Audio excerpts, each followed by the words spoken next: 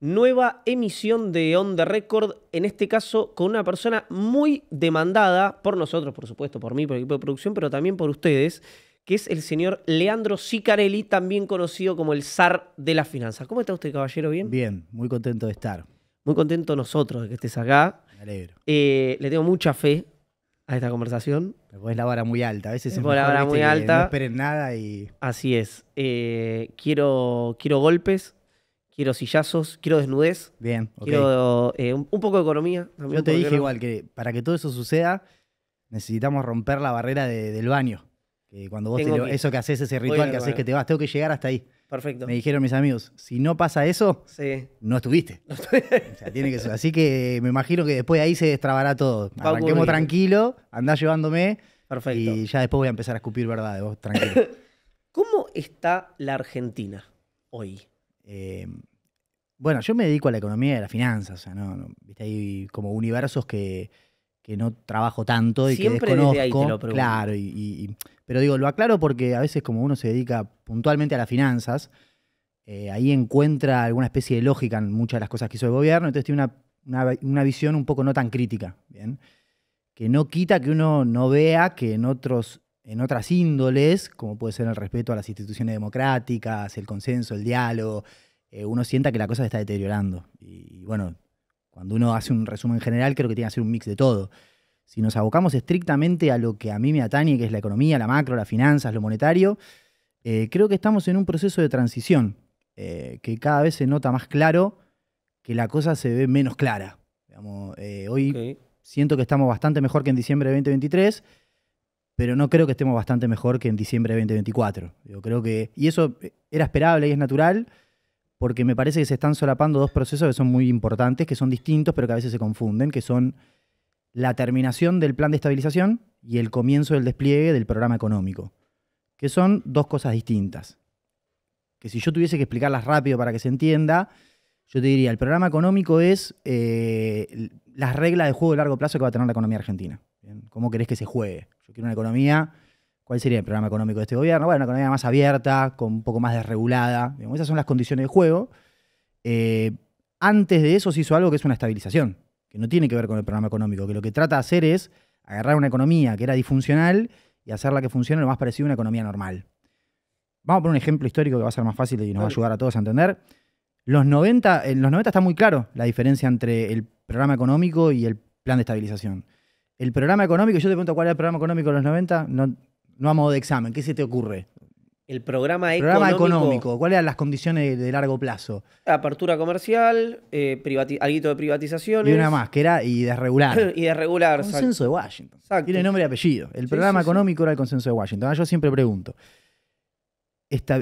establecer el tipo de cambio por ley y que dure una década en el lugar ese. Sí. ¿En cuál de los tres pilares del consenso de Washington entra? En ninguno. Bueno, pero ahí es algo de estabilización, algo de programa económico. 100%. De hecho, la convertibilidad, la ley de convertibilidad es parte del plan de estabilización.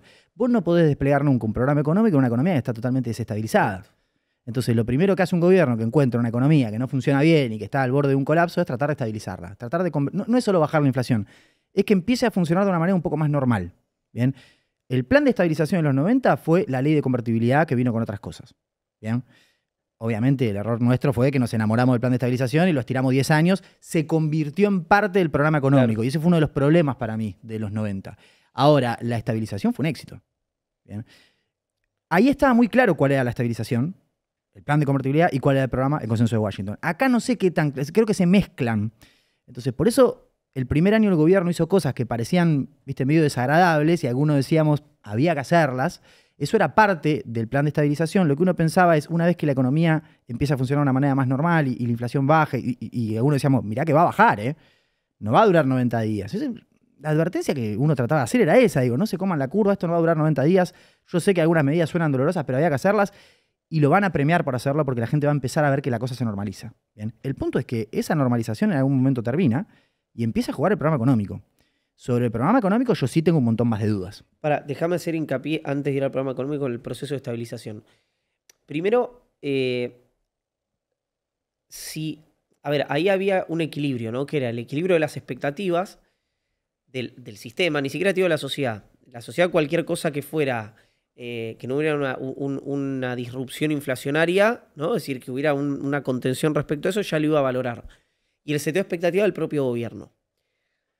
Puede ser que en, qué sé yo, de febrero, marzo para acá, el gobierno esté con, obviamente con la cuestión electoral, pero también secuestrado, entre comillas, de su propio seteo de expectativas. Si el seteo de expectativas hubiera sido más relajado, ¿no tendría otro margen de maniobra ahora? ¿O vos crees que la situación en la que estamos hoy era la consecuencia lógica del plan de estabilización, digamos? No, el inicio del plan de estabilización. Era la consecuencia lógica. De hecho, Ok. los manuales te dicen, si el plan sale bien y anclás con el tipo de cambio, la gran mayoría de las estabilizaciones han sido expansivas, es decir, que vos estabilizás y rápidamente entras en un sendero de Como crecimiento. pasó segundo semestre Bien. del año pasado. Sí, exactamente, como pasó con el plan austral, la convertibilidad, Israel, todos esos ejemplos que traemos. El punto es que hay otros economistas un poco más inteligentes, como Guillermo Calvo, que te dicen, no, Sí. no es que no vas a tener recesión. La recesión viene después. Claro. Lo bueno que tiene anclar la inflación con el tipo de cambio es que probablemente tengas una expansión en el corto plazo. Eso es porque endogenizas el mercado de dinero, entonces cuando crece la demanda, la oferta acompaña porque vos no te estás metiendo en ese mercado, entonces es más natural todo el proceso. Todos dicen eso, en algún momento se agota. Y en algún momento toca la realidad, que es una economía a la que vos le pegás un golpazo en el gasto, un ajuste monetario y corrección de precios relativos, se achica. Correcto. Se achicó el primer semestre, hoy creo que la marea baja y todos nos vamos dando cuenta de dónde estábamos. Y para algunas personas eso es súper frustrante, porque se dan cuenta que están en un lugar de ingresos y tienen un nivel de vida que no era el que pensaban que tenían o no es donde se quieren sentir. Eso es socialmente problemático. Pero después podemos hablar, si te interesa, digo, si te animás en el sentido de la aclaración que hacías al comienzo, que es decir, yo hablo de economía y de finanzas, nos podemos meter en la cuestión social. Pero respecto a la otra, hay como dos registros en esto. Un plan de estabilización, sobre todo aparte de... Siempre hay una discusión, los que por ahí venimos de otras tradiciones, pero no vimos con malos ojos en términos de esto, no del ideal, de si yo tengo una mesa de arena o un cheque en blanco, sino de las condiciones heredadas por Milei. No vimos con tan malos ojos el primer año. Sí se imponía una duda que es, che, si el plan de estabilización tiene dudas sobre su sostenibilidad, ¿es un buen plan de estabilización? Todos los planes de estabilización tienen dudas sobre su sostenibilidad. Porque se basan. No hay plan de estabilización si no hay ajuste fiscal. Los ajustes fiscales son Correcto. socialmente impopulares y siempre está la duda de si un gobierno alcanza o no política y electoralmente para sostener un ajuste fiscal 2 años en el tiempo. Siempre los planes de estabilización vienen con corrección de precios relativos que también son impopulares. Es subir tarifa, corregir tipo de cambio. Cosa que por otro lado, perdón, ya sabemos los que hablamos con, por ahí no directamente, no lo explicitaba Sergio Massa, pero con el equipo económico, que había muchas correcciones de precios relativos, muchas medidas impopulares que en el primer semestre la iba a tomar el 100%. gobierno Massa. Quiero creer que todos los que votamos esa opción, la votábamos en pos de que sabíamos que se venía eso. Digamos. No creo que todos hayan votado sabiendo eso. Seguramente no todos, Okay. pero buena parte sí, nos imaginábamos. Creo que yo lo decía así en ese momento cuando pasaron las PASO y quedó Massa, Bullrich y Milei, si no me equivoco. Triple empate no, 30-30-20 creo que. Sí, una cosa así, pero que íbamos a esa primera elección donde íbamos a ver cómo terminaba cada uno de los tres. Yo lo que decía es, los argentinos estamos eligiendo quién y cómo Claro. vamos a hacer el ajuste. Correcto. Y de hecho, si vos te fijás, el piso del mercado financiero argentino es cuando se anuncia la candidatura de Massa. En realidad, cuando Massa asume el ministro de Economía. Porque el mercado de alguna manera, no quiero hablar por el mercado, pero lo que uno charlaba con colegas es como que había terminado de escular por dónde pasaba la elección y el kirchnerismo o por ahí el ala más al que el mercado le tiene más resistencia, ponía un candidato de los más menos posibles. Sí. Claro, bueno, che, este por ahí puede hacer las correcciones. Ojo, pará. Entonces, bueno, ahí fue piso de mercado, de ahí fue todo para arriba. Claro. Después ganó Milei, más todavía voló, pero digo, creo que de alguna manera también estábamos en niveles de evaluación que eran ridículos, pero necesitábamos eso. Y creo que esa era la lectura, digamos. Estas correcciones se venían. A mí me pasó, bueno, en el podcast, o lo siento con la comunidad, que es, yo había estado todo 2023 diciendo, hay que hacer un ajuste fiscal, hay que corregir lo monetario, hay que corregir los precios relativos, corregir el tipo de cambio, mejorar el sistema de pago de importaciones, esto se tiene que normalizar. Y después en 2024 vino un gobierno que hizo todo eso. Entonces, ¿qué público me quedaría a mí si yo en 2024, porque todas esas correcciones que yo estaba pidiendo, las hace uno que no voté, lo puteo? Bien. Bueno, esas son elecciones que uno hace como profesional. Yo elegí seguir diciendo lo que pienso. Y hay gente que se enoja, y hay gente que se lo toma. Hay gente que se piensa que ahora, bueno, uno es de las fuerzas del cielo. Claro. ¿cómo se dice? Interpretación libre. Digo, que Los cada hechos uno- son sagrados. Claro, Sí. que hagan que piensen lo que quieran, digo, pero, digamos, me parece que cualquier discusión sensata arroja como conclusión de que sea cual sea la fuerza que hubiese agarrado en diciembre de 2023, iba a hacer cosas parecidas. Después, de vuelta, lo que teníamos que hacer es un ajuste fiscal. Lo que teníamos que hacer es una convergencia fiscal, ni siquiera un ajuste. O sea, teníamos que ir que el tesoro que tenía 3 puntos de déficit pase a equilibrio, como mínimo. ¿Cómo lo haces? Es una recontra discusión. Si alguien viene a decirme, como lo hizo Milei es injusto, es una discusión que yo puedo tener. Y que seguramente tengamos algunos puntos en común. A mí lo que me da un poco de vergüenza o pudor es andarme haciendo el catador de ajustes cuando nosotros tuvimos 10 años y no hicimos una sola corrección. ¿Viste? Entonces eso de a los 3 meses estar tirando piedras, a mí Lógico. ideológicas, digo, Sí, sí, sí. me parecía que no era justo, no era un lugar donde yo quería estar, porque no me sentía cómodo, porque yo sabía que buena parte de esas correcciones había que hacerlas, más allá de que no se hayan hecho en muchos casos como a mí me gustaban. Para, dos cosas respecto a eso. Cuando vos decís, vos hablas claramente, decís nosotros. Digo, Nosotros. para alguien que supongo será poca gente la que te conozca recién ahora, pero a lo mejor mucha otra sí. ¿Por qué hablas desde un nosotros? Primero porque voté a Alberto. O sea, si uno lo votó, tiene que hacerse cargo de lo que votó.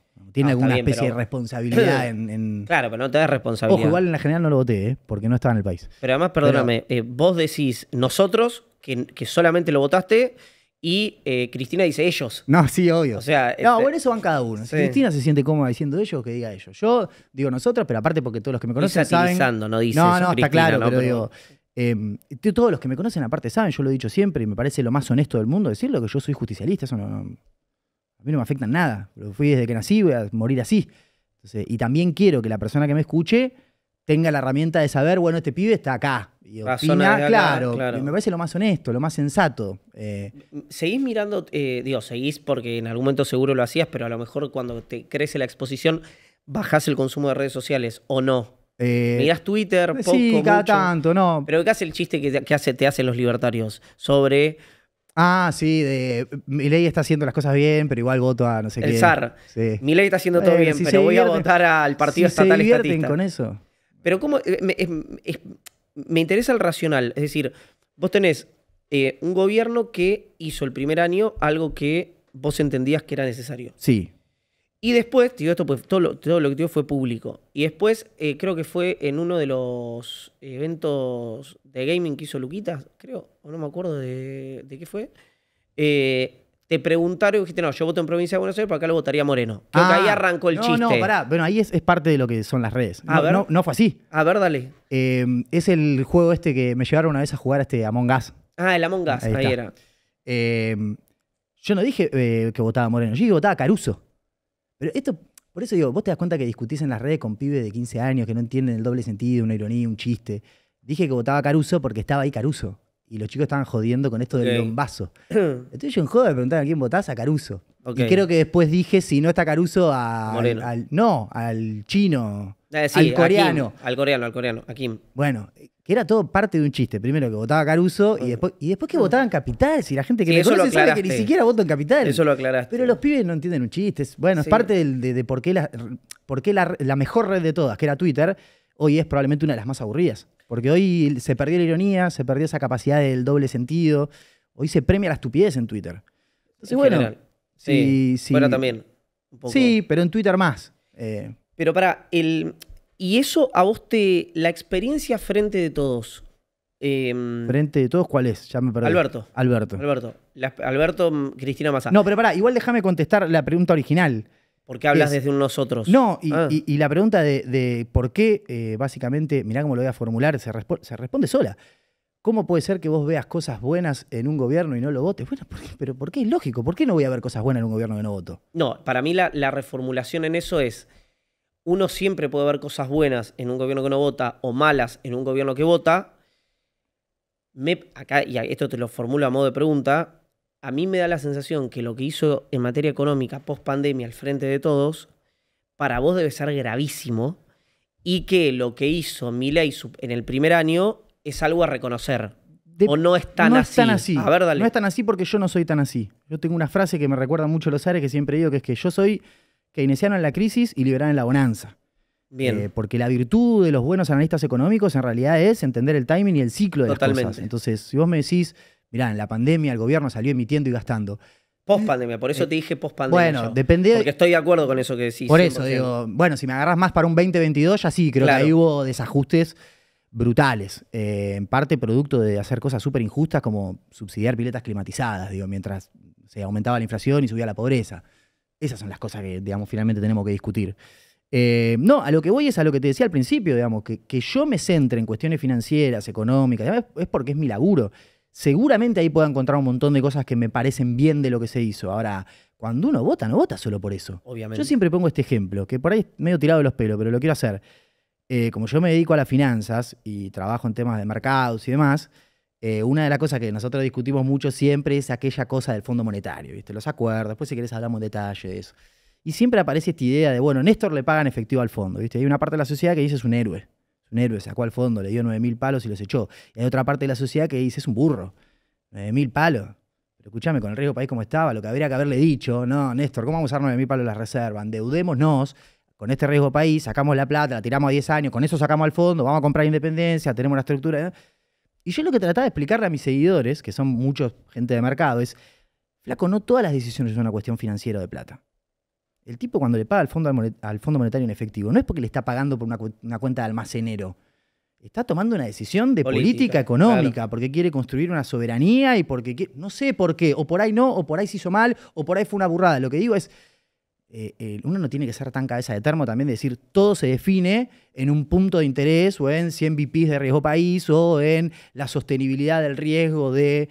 Entonces, nada, también cuando yo analizo a la hora de decir a quién voto, a quién no voto, hoy no voy a votar a nadie. Hoy de verdad tengo una crisis de representación fuerte, de la cual también soy responsable, porque la representación política creo que es un camino de... No, es un doble vía, o sea, el sistema político te da ofertas y uno también se tiene que dejar representar. A ver, haceme doble vía. Sí, o sea, a ver, yo me convertí en una persona que me molestaba mucho a mí este último tiempo, que es esa persona que te dice, los políticos son todos chorros, ¿viste? No me representa a ninguno. Sí. Siempre me dio bronca esa postura, porque yo decía, bueno, ¿viste? ¿Qué es? Habló Einstein, ¿viste? No lo representa a nadie. Pará, elegí uno. Sí, igual...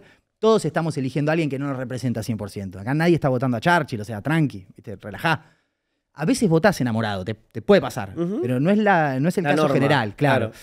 Entonces, bueno, nada, siempre me molestó esa postura, ¿viste? Yo hoy estoy en esa postura.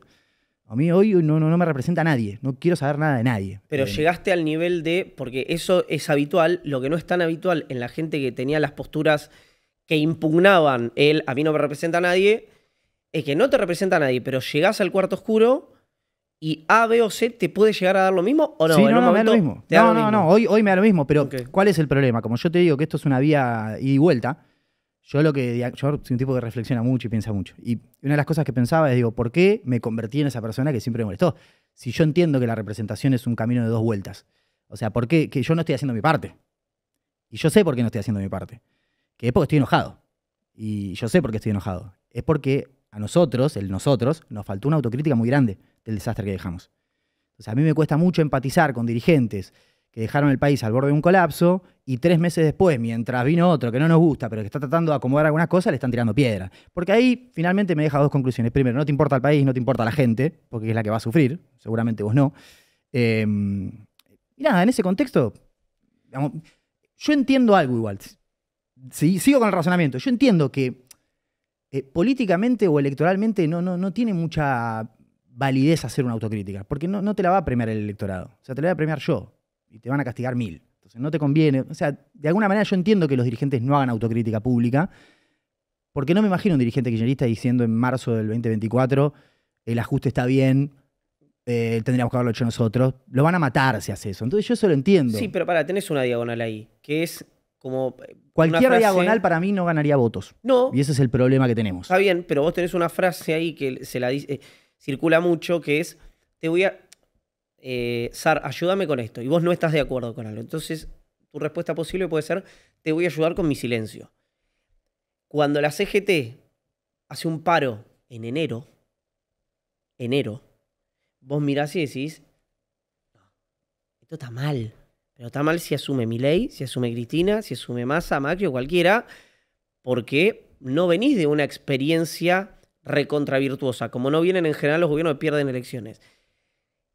A mí, más que ese síntoma, que puede ser un reflejo, lo que me preocupa un poco más es que una parte nada desdeñable del electorado, de los electorados, en este caso al electorado kirchnerista o peronista, pero aplicaría también a los libertarios en otros aspectos, premian esas cuestiones que para mí son inadmisibles. Es que eso es literal el punto que quería hacer. En ese momento, un dirigente peronista, ¿qué le conviene decir? Está bien que estén los sindicatos en la calle, en vez de decir, che, muchachos, me parece que por ahí estamos yendo muy rápido, también hay que darle un tiempo para que se ordenen. Habían pasado 30 días. Bueno, no importa, yo te dejo pasar todo. El punto es la reflexión que a mí me queda, la reflexión que yo hago. Que yo me doy cuenta que hoy me siento huérfano de representación política y que eso es responsabilidad mía y que está apalancado este fenómeno en que estoy enojado y estoy enojado porque no hubo autocrítica y si no hay autocrítica siento que no te importa el país y siento que los errores que cometimos los vamos a volver a cometer. O sea, esto de volver mejores, yo creo que si no hacemos autocrítica vamos a volver iguales y haciendo lo que hicimos ya vimos cómo termina. Finalmente, entendiendo todo esto, sabiendo que no conviene que hagan una autocrítica pública, porque la autocrítica la puedo hacer yo que hago un podcast, o que soy consultor. Un dirigente político le prende fuego la casa si hace una cosa así. Entonces yo lo entiendo. El punto que a mí me queda es que yo a muchos los conozco, con muchos hablo, y lo que no hay una autocrítica real interna. Tampoco. Entre cuatro paredes. Tampoco. ¿Quién hay de ese espacio, del amplio espacio kirchnerista, para reducirlo, que tiene más identidad, en ese sentido es más nítido, que vos decís, che, me interesa o por lo menos respeto su mirada económica? No, ninguno. No. ¿Vinculado a la política o general? No, bueno, que tenga algún tipo, que tenga algún tipo de participación política. No, ninguno. No, y aparte, si lo tuviese, tendría que estar muy convencido para decírtelo. Porque yo ya soy una persona en el micromundo nuestro relativamente pública, tengo una comunidad, yo tengo una responsabilidad, un background, yo construí un imperio, que es el zarismo. Yo no se lo voy a poder llave en mano a nadie. Entonces ya cambió mucho. Las cosas que yo hacía en 2022 ya no las hago más. Bueno, pero vos podrías reconocer por fuera de la política... A todos le reconocería cuando hacen algo bien. Se lo reconozco a Milei y no se lo voy a reconocer a un Kicillof cuando haga algo bien. No, te decía, fuera de la política, vos podés, intuyo, vos podés decir, che, me gusta lo que, como piensa, o qué sé yo, los 1816, Marina del Poyeto, Agis, no sé, estoy diciendo los primeros que se me vienen a la cabeza. Todos amigos. Por eso. Todos amigos del zar. Vos podrías ahí decir... Sí. Podrías tener pero vos decís, si forman parte de un dispositivo, formando parte de ese dispositivo político, no hay alguien que te genere ese respeto, por ahí te generan los que te mencioné recién.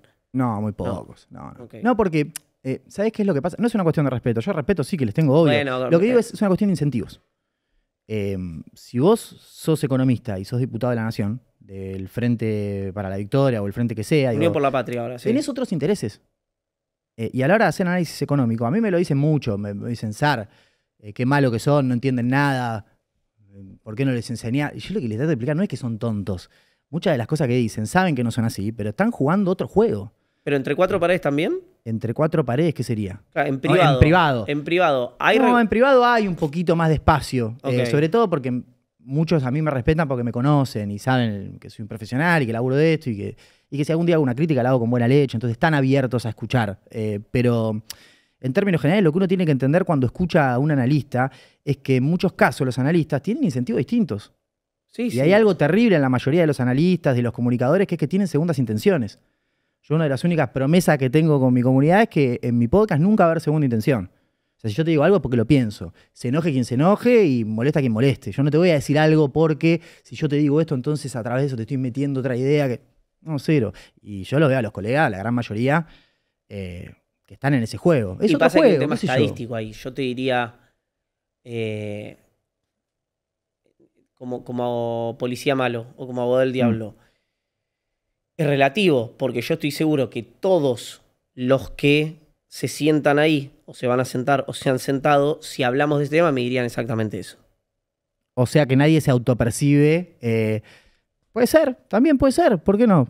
Bueno. Sí, porque hay cuestiones que son conscientes, voy a hacer A, aunque no me guste, porque quiero obtener B. Pero si sos el jefe del Consejo de Asesores Económicos del PJ... Bueno, no, listo, por supuesto, no hay, o sea, y está perfecto, pero lo que digo es, lo digo reivindicándolo, digo, no bajándole el precio. Mirá, Zar, dicen que está todo mal y vos dijiste que iba a mejorar la cosa y mejoró, les ganaste. Ellos tenían que decir que te juegan otro juego. Digamos. A mí lo que me preocupa es, entre cuatro paredes, cuando de verdad se creen las boludeces que dicen. Eso es lo que a mí me preocupa y eso es lo que yo veo que estamos como muy en el kirchnerismo. Del otro lado pasa lo mismo, ¿eh? El Claro. gobierno es igual. Empieza a tirar relato tras relato y después se lo terminan creyendo ellos y después terminamos, viste, no sé, con unos líos bárbaros que vos decís, bueno, ¿cómo volvemos atrás? Y bueno, ¿Dónde pasó eso, te parece, en este año y medio en el gobierno? pasó hace 15 minutos con el ministro de Economía diciendo en una conferencia, si te parece que está barato, comprá, campeón. Y le llevaron el dólar a 1.400 pesos. Y volvió a ir a este programa que hacen, eso que hacen de stream, no sé qué. Y dijo, este es un régimen de flotación. El que crea que está barato, irá a comprar, y el que crea que está caro, irá a vender. Bueno, se civilizó. Lo celebro.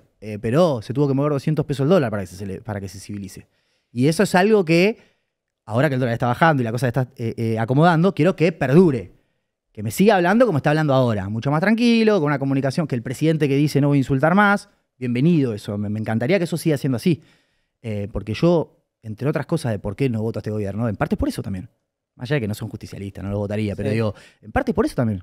O sea, no es solo están corrigiendo la macro, sí, están corrigiendo la macro y están persiguiendo colegas. O sea, están haciendo las dos cosas. Entonces, en el neto a mí me da que pierdo, no me importa, ¿eh? Y sí, más vale. O sea, las balas aparte pasaban cerca. Varios de los que mencionaste vos ahí, que son colegas de uno, que uno los respeta y hasta les tiene aprecio a muchos de ellos, tuvieron campañas de desprestigio. Yo lo veía, y eso fue impulsado desde el gobierno. Sí, eso claro. está mal, ¿viste? Es como lo de Bertolt Brecht. O sea, yo no esperé que me toque a mí, porque la verdad a mí no me venía tocando. Pero no voy a esperar. Digamos, si tocan a un colega, yo le voy a decir, esto está mal, no se hace así. Y en parte también después te pasa esto. No siempre te va a salir todo bien que vos estés en condiciones de mear a todos. En algún momento esto se da vuelta y cuando se da vuelta te van a juzgar con la vara que vos juzgaste cuando estabas arriba. Exacto. ¿Bien? Digo todo esto no por el gobierno, para mí el gobierno no me importa, no me interesa ni Milei, ni Caputo, ni Cristina, no me interesa a nadie. Yo lo que digo es, yo tengo una comunidad y tengo mucho oyente joven. Y lo que yo quiero que ellos entiendan es eso, ¿viste? Está bueno la broma de las redes sociales, está bueno joder y todo, pero después hay que tener una vida real, lejos de ese dispositivo. Sí. De la cuestión del programa, cuando decís, bueno, Sí. pasó lo de comprar campeón y se le fue a 1.400 pesos. ¿Cuánto de los famosos conejos de la galera que sacó el gobierno y que decían se queda sin dólares, se queda sin dólares, se queda sin... Es algo que uno tiene, Dios, siempre me pareció eso reivindicable, ¿no? Como una crítica. ¿Cuánto desde octubre hasta que empiece a entrar la plata de lo que el gobierno plantea, viste, más vaca muerta, la minería, el RIS, si es que el gobierno logra espiralizar eso, que bueno, por el momento no estaría ocurriendo, y alguna cosa más? ¿Cuánto es ese plazo? Y si llegan o no llegan. Lo digo porque por esta frase de Manuel que dice, el gobierno está gastando los dólares de Galucho, que Galucho va a traer en 1 año y medio, una cosa por el estilo. Sí. ¿Vos ves eso parecido? ¿Lo ves distinto? ¿Y No, por eso qué? yo lo veo distinto, pero no sé si Emma lo habrá dicho así, habría que revisar. Cito de memoria. Por eso, porque el gobierno no está gastando ningún dólar. Hoy hay flotación cambiaria, con un montón de matices y puntos y comas. No es que es una flotación libre, pero ningún país del mundo tiene una flotación libre.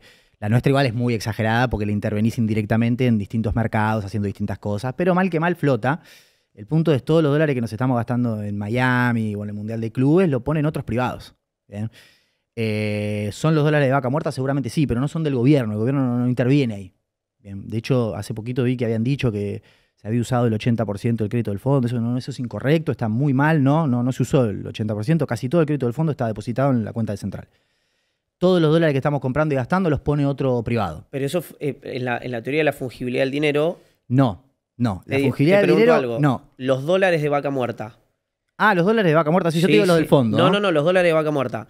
Vos podés, con un dólar atrasado, como hizo el peronismo 2 millones de veces, que se te vayan por el turismo, Sí. o podés elegir hacer algún tipo de administración, no voy a decir regulación, que haga que se te vayan menos por el turismo y se te vayan más, qué sé yo, a importaciones. Bueno, que de hecho está pasando eso.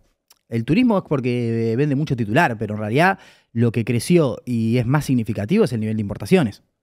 Eso es mucho más significativo que el turismo. Por el turismo, con este tipo de cambio real, tenés un déficit alto, pero no está muy lejos de los parámetros de déficit que vos habitualmente tenés de déficit de turismo. Entonces, estarás por mes 200 palos arriba de tu déficit normal. Poco. Sí. Bueno, quiero decir, yo pensé que era más. Hace 200 por... Sí, son 2.400 por 12, millones de claro. dólares. Y como te digo 200, te digo 400, depende del mes. Entre 200 Sí. y 400. Las importaciones están 1,5 billones arriba. billón de los americanos. Sí, sí. 1.500 millones por mes arriba. Hace eso por 12. Sí, está bien. Bueno, ese es el key de la cuestión. Todo suma, ¿eh? Todo suma, está clarísimo.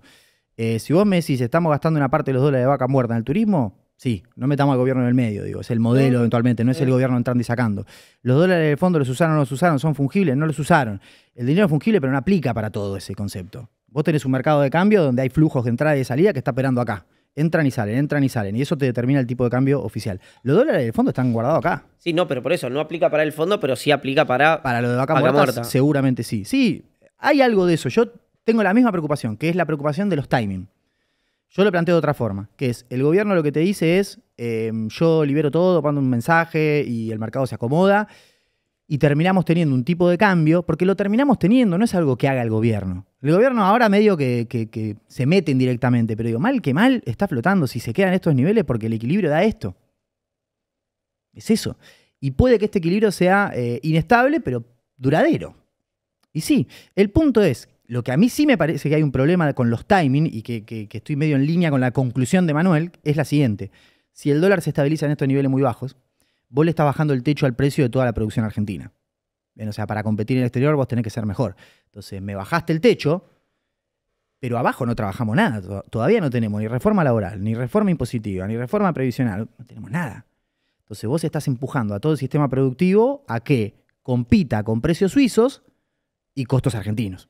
Entonces, esa diferencia de timing que viene cuando, no, porque ahora vamos a ganar la elección y entonces con la mayoría en las cámaras vamos a meter todas las reformas y... Es muy atado a la baja del riesgo país, ¿no? Bueno, que esa es otra de las cosas que no está sucediendo al ritmo que el gobierno hubiese querido, claro. Y por eso tienen que recalcular. Ellos siempre inventan un número de fase. Entonces, no, esto es parte de la fase 6. Sí. El otro día le preguntaron, no me acuerdo a quién de los funcionarios, cuál es la fase que viene. Y no, yo me reía con un colega, le digo que no hay fase, van inventando. Claro. Había un plan, me imagino. Sí. Pero bueno, esto de la fase le mete como más marketing, ¿viste?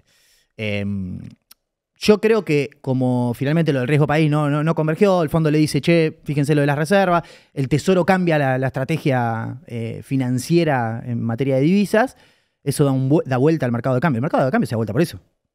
Porque se da vuelta antes de que termine la liquidación, se da vuelta antes del problema de las LEFI. El mercado de cambio se da vuelta cuando nosotros en el mercado nos enteramos que el Tesoro estaba comprando dólares. Ahí se da vuelta al mercado. Ahí tenés el primer rally de precios. El segundo rally lo tenés cuando se te acaba la liquidación del agro, que se adelantó toda un mes por la baja de retenciones, que supuestamente iba a ser temporal, terminó siendo permanente, te generó un vacío de 15 días sin liquidación. ¿Es posible la idea de un dólar de equilibrio más o menos en estos niveles? Sí, 100%. Digo, no, pero me refiero que eso vaya siendo así en niveles reales y una situación, porque eso también, el seteo político del tipo de cambio, de empleo y de actividad económica que se recupere, o con este tipo de cambio real eso va a ser un problema. Y ese es el key de la cuestión. Por eso a mí este programa me deja muchísimas dudas. Porque si vos abrís la economía y desregulás con este tipo de cambio de equilibrio, que yo creo que les da para mantener este tipo de cambio de equilibrio cuando terminen de hacer todas las reformas y sale más o menos bien, porque es lo que pasó en todos los países del mundo que más o menos anduvieron bien, país que crece, país que hace las reformas y mejora, tipo de cambio apreciado o más apreciado del que tiene referencia histórica. Si todo eso pasa, a mí me queda la duda, sobre todo social, en materia de empleo, porque vos vas a ir a una economía donde te vas a dedicar más a sectores muy intensivos en recursos y o servicios asociados a esos recursos. Y la cuenta que todos hacemos, no hay ninguna novedad, es si vos dejás de producir industria y pasás más a energía, minería y servicios asociados a eso, hay como dos problemas serios ahí que son la cantidad de gente, porque uno echa de a 10 y el otro contrata de a 2, y la distribución geográfica, porque uno echa en el AMBA y el otro contrata en Neuquén. Ambas cosas ya están pasando. Por eso yo digo, es una transición. ¿Están pasando muy, muy seriamente? No, están arrancando. Si vos sacás el empleo formal que destruyó la construcción, para que tenés el tema de obra pública, saca, y aparte es súper procíclico, sacalo, porque son como 70.000 puestos. Igual la cuenta te da menos 40.000. Y vos tenés sectores que sumaron empleo. Pero tenés otros que también sacaron, y los que sacaron sacan del AMBA, y los que suman en provincias muy puntuales. ¿Bien? Entonces, para nosotros, los analistas económicos y los que nos dedicamos a la ciencia económica, en los manuales es muy fácil, porque nosotros movemos una variable de acá para acá, en la realidad es bastante más difícil. Porque un tipo que se queda sin laburo en Hurlingham ¿cómo hacemos para que vaya vaca muerta? Claro. ¿Sabés cómo hacemos? Sacamos una línea subsidiada de un banco público que te financie, que te mudes con trabajo a vaca muerta. Pero, y ahí es donde yo noto el principal problema que estamos empezando a ver. No es que la apertura haya sido muy violenta, no es que el cambio de modelo haya sido muy violento, lo que falta es acompañamiento. Lo que falta es un gobierno que tenga la decisión política de acompañar ese proceso. Porque ese proceso va a dejar gente afuera. En el neto, si ellos me muestran que con vaca muerta alcanza para que sigamos teniendo el mismo nivel de empleo y condiciones de vida que teníamos hace un año, yo me saco el sombrero. Yo soy el primero en decir, me domaron, como dicen, lo voy a decir, me domaron. A mí no me dan los números, y la verdad que lo que muestran los números de empleo, los números de informalidad, los números de desempleo, ya metiendo lo informal y todo, lo que muestran es que no está cerrando. ¿Bien? Todavía no lo ves, porque todavía sigue terminando de terminar la estabilización, que vino con una recuperación de la actividad económica que todavía te hace un plafón, pero eso se va a ir diluyendo. Este proceso de recuperación económica, en algún momento lo vas a tener que transformar en un proceso de crecimiento económico, que son dos cosas distintas. Rebotar es algo físico, si se quiere, ¿bien? Más o menos con los drivers que tenías, aparición del crédito, estabilización del ajuste y algo de recuperación salarial en el registrado, con eso ya estabas para una recuperación. El punto es cómo hacemos para que eso siga hacia adelante. Hay una sola forma, según dicen los manuales, de crecer en el largo plazo, y es aumentando la productividad.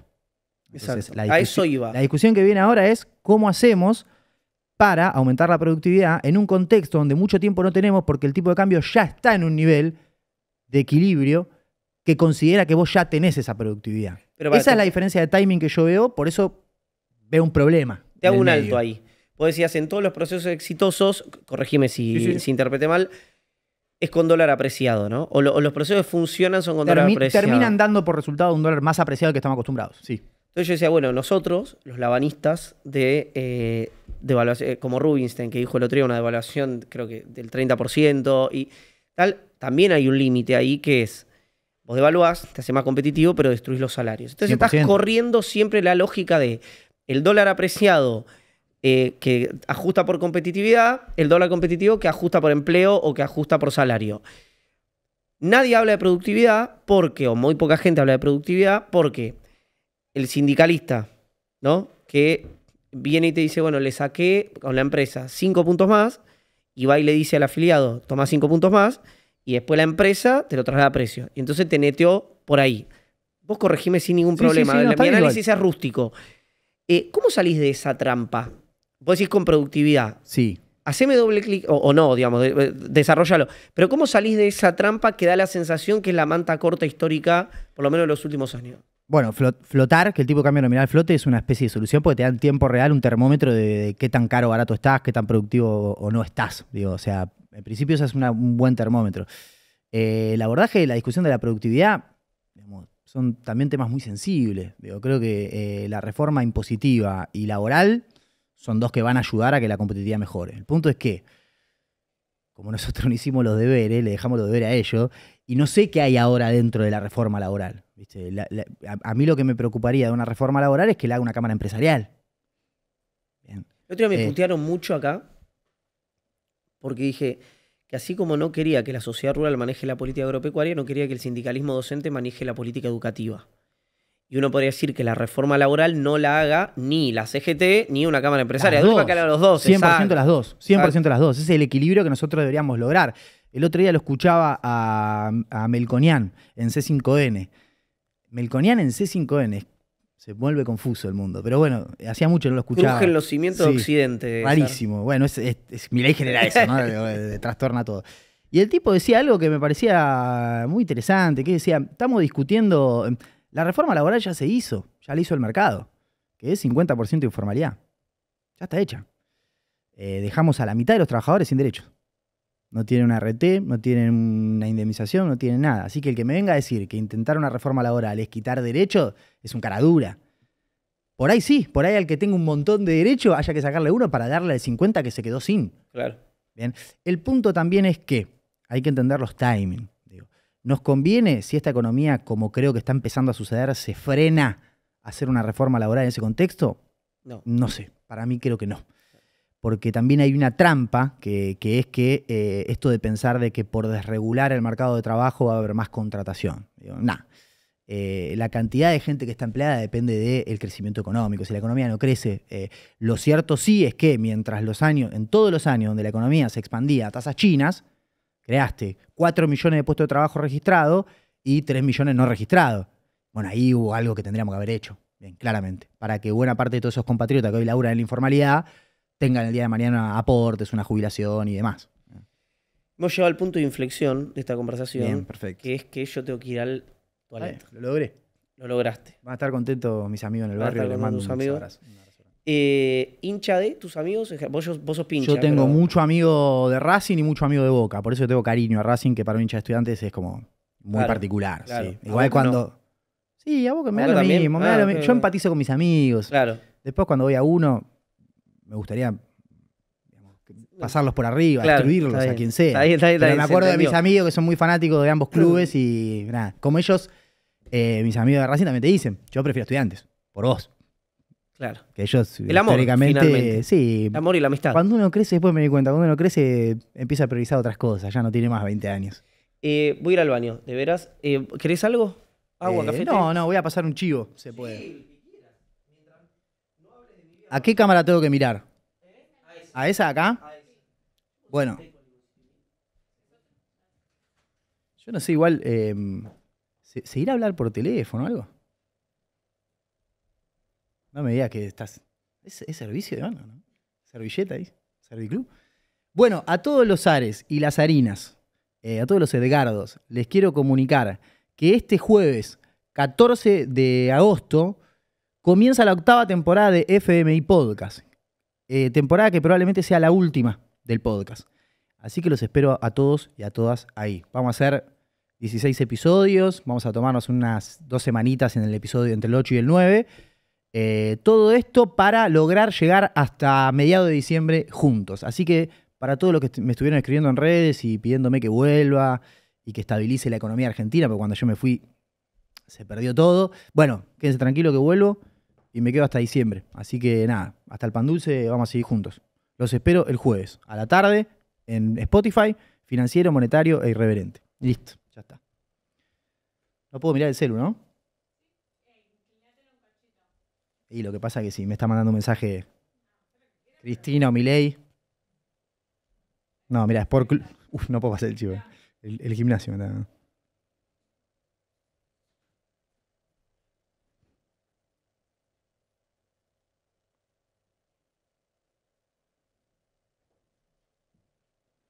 Tasa de interés en el 70%.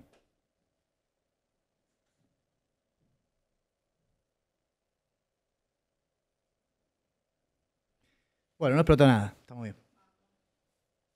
Hace calor, ¿eh? Me voy a sacar el... Sí, me lo voy a sacar. Sí, es un buen momento. Esto es como... Por no aceptar las sugerencias. Y como me decía siempre mi mamá, llévate el uso. Y yo decía, no pasa nada. Me cagaba de frío y decía, por algo es mi mamá, ¿viste?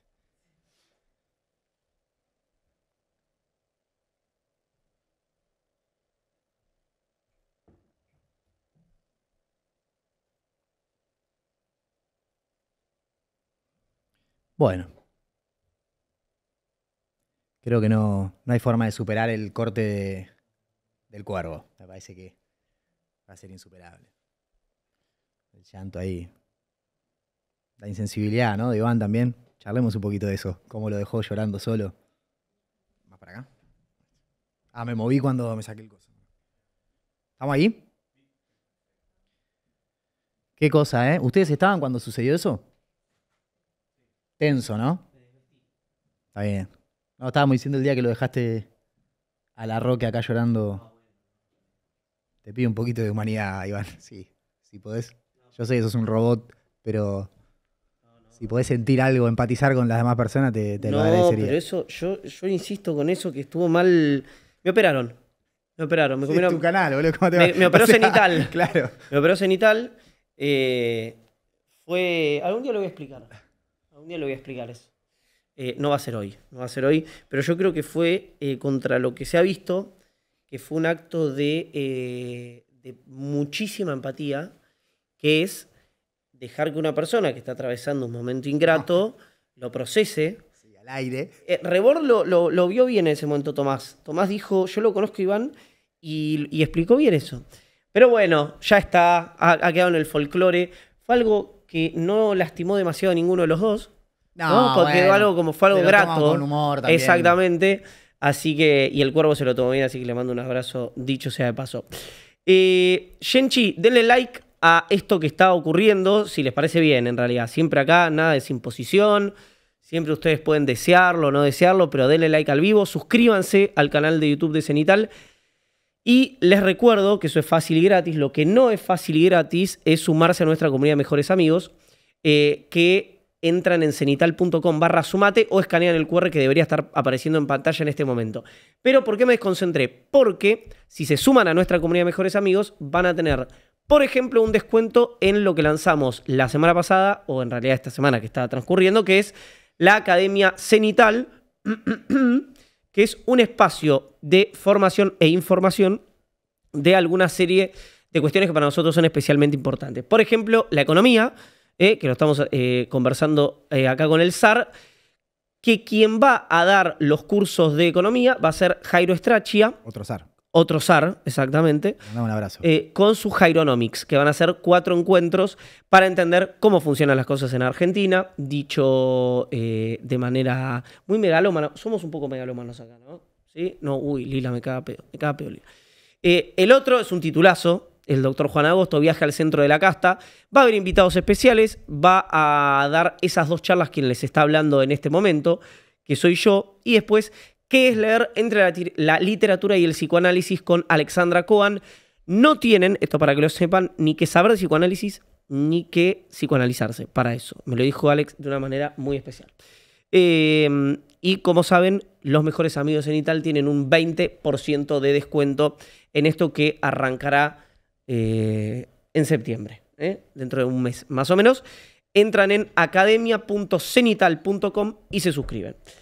Estamos con Leandro Sicarelli, conocido para y por ustedes como el zar de las finanzas. ¿De dónde surge eso? Recuérdame. El zar de las finanzas es, viste que Marx dice en el Brumario, citando a Hegel, la historia se repite 2 veces, primero como tragedia, después como farsa. Yo sería la farsa, porque el verdadero zar de las finanzas es Miguel Miranda, presidente del Banco Central del primer peronismo. Es de ahí, me acuerdo. Quien estatiza los ferrocarriles. Yo conté en el podcast en 2023 cómo se estatizaron y conté las andanzas de Miguel Miranda en esa negociación, que se lució. Y bueno, Perón le decía el zar de la finanza, entonces yo conté eso y bueno, los seguidores de ahí empezaron. Quedó. Sí, yo sabía que yo tenía que tener un nombre y mi comunidad tenía que tener un nombre. Yo ya lo sabía, porque había observado otras comunidades y bueno, y surgió súper orgánico. Me empezaron a decir Cuéntame eso, si podés, sí, y no te molesta, pero la construcción, digamos, hay 2 registros, ¿no? Que es, muchas veces es la evidencia, ¿no? Es decir, la seriedad que uno le imprime a lo que hace, y después está si eso se puede transformar en una comunidad, en una marca, etcétera. ¿A vos eso te surgió espontáneamente? ¿Lo pensaste un poco de las 2? ¿Cómo fue ese proceso? No, un poco de las 2. O sea, de hecho, Financiero, Monetario Irreverente, el podcast actual mío, es una continuación de un podcast que yo hacía en un instituto de finanzas en el que trabajaba. Yo era jefe de research en un instituto y uno de los productos de research eran unos informes que hacíamos y un podcast. 100% finanzas ahí. Lo hacía yo, el podcast. Sí. Y bueno, cuando me fui del instituto porque cambié de laburo, lo dejé de hacer, pero ya tenía como una mini comunidad armada. ¿Y te siguieron desde ahí? Sí, y entonces tomé la decisión de decir, bueno, hago mi propio podcast, ya está. Yo sé editar, digamos, el podcast lo grababa yo. Y ahí arranca FMI Podcast. Y ahí como que me empiezo a soltar un poco más, empieza a agrandar la comunidad y en algún momento empiezo a mirar a otros que hacían algo parecido. Y sí, no pasa nada. Frío. Humanidad, al fin tenés un... Eso prueba que no sos un robot. Ahí está, gente, para los que dudaban, no es un robot. No sé, a menos que tengas aceite ahí o algún lubricante, son mocos, creo que... Son mocos. No, y yo como soy una persona bastante curiosa, soy muy observador y muy analítico, miraba a otros que hacían cosas así y veía las cosas que... Le saqué algunas cosas que me servían. ¿A quién? ¿Se puede saber? Sí, a Tomás Rebord mencionaste recién. Sí. Yo se lo dije a él, la única vez que lo vi, que fue cuando fui al programa, se lo dije. Yo copié el modelo Agobero. Claro. Lo miré, lo observé. A mí muchas cosas no me servían por el tipo de comunidad que tengo, tipo de público, tipo de contenido, pero algunas sí. Lo del nombre, en buena parte fue por eso. Ese sentido de pertenencia se tiene que materializar en un nombre. Y también uno tiene que entender que la gente, en este mundo, que es un mundo muy particular, quiere sentirse parte de algo colectivo y que ese algo colectivo no le falle y no lo defraude. Entonces nosotros tratamos de hacer eso. Y a veces el sentido de pertenencia es eso, es un nombre, es una broma, un chiste nuestro, interno, y bueno, entonces yo fui como orgánicamente haciendo eso. Alguna vez hablé con, no me acuerdo con quién fue, una de las plataformas gigantes cuando me conocieron, que llegué a uno, y ellos en el departamento de marketing tenían una apuesta de si yo tenía un departamento de marketing o no. Diciendo, hiciste todos los pasos que hay que hacer para forjar una comunidad. Y bueno, ganó los que dijeron que no. Digo, no, fui haciendo lo que vi que hacían otros, fui copiando cosas que me servían y otras las fui haciendo, otras las inventé yo, se me ocurrió. Pero déjame hacerte una pregunta con eso, casi se me acalambra el pie. Que ahí hay una tensión permanente, que es que uno sabe lo que tiene que hacer para consolidar una comunidad.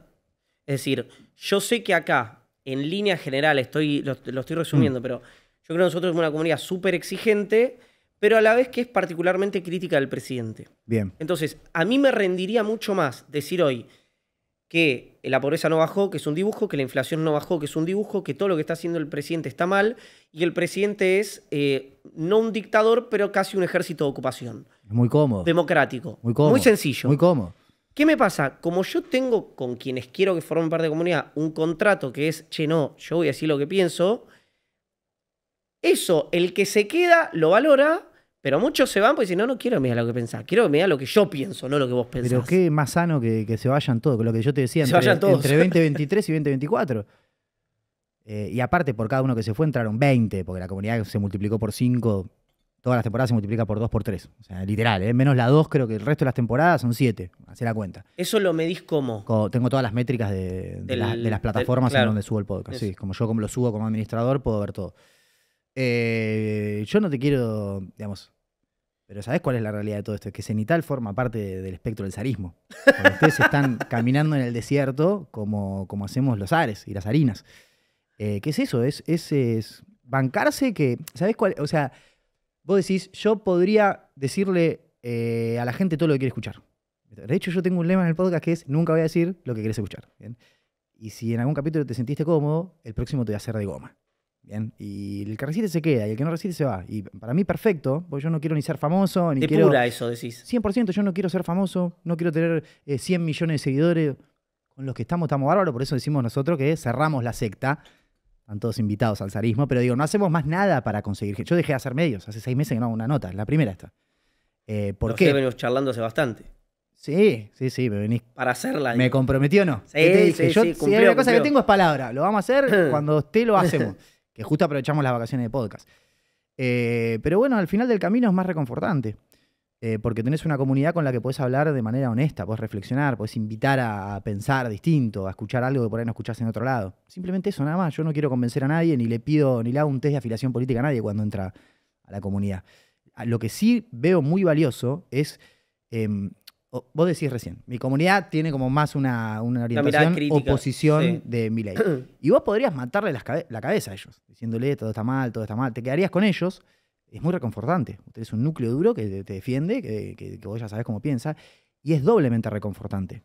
Porque aparte sabés siempre quién te va a putear, que son los que están del otro lado. Correcto. El camino que yo corro es un camino que es desolador, porque no tengo ningún núcleo duro y porque nunca sé de qué lado va a venir. Y nos toca, una semana nos putean de un lado, otra semana nos putean del otro, y así vamos, una semana. Y bueno, pero finalmente yo logro lo más importante de todo, que es ser feliz. Yo estoy contento con el podcast, con la comunidad. O sea, ¿no te afectan? No es que no me afecta. Ya no le doy tanta bola, ya no me afecta como antes. O sea, honestamente sí veo que estoy como... Para bien y para mal, o sea, a mí me molesta la sobreexposición. Yo no quiero estar, tipo... Insisto, no quiero ser famoso, no es algo que esté buscando. Entonces por eso no doy notas o trato de regular, ¿viste? También tengo mucho laburo, entonces mi prioridad es el laburo. A mí lo que me hace feliz es hacer lo que hago. Yo tengo la consultora, tengo el trato con los sponsors y eso es lo que a mí me gusta. Yo tengo resuelta la vida real, claro, la más importante. Claro. Esa de ahí, la vida virtual, bueno, te metes un rato y bueno. Lúdico. Y sí, y si están hablando de vos, ya sea para bien o para mal y no querés, Bueno, Desinstalás y se acabó. tendrás que estar una semanita sin mirar tanto Twitter, Claro. no es la muerte de nadie. Si yo me levanto todos los días, me hago el mate en mi casa tranquilo, prendo las computadoras, empiezo a mirar los research de afuera, de adentro, empiezo a hacer números, hablo con un cliente. Yo soy feliz haciendo eso.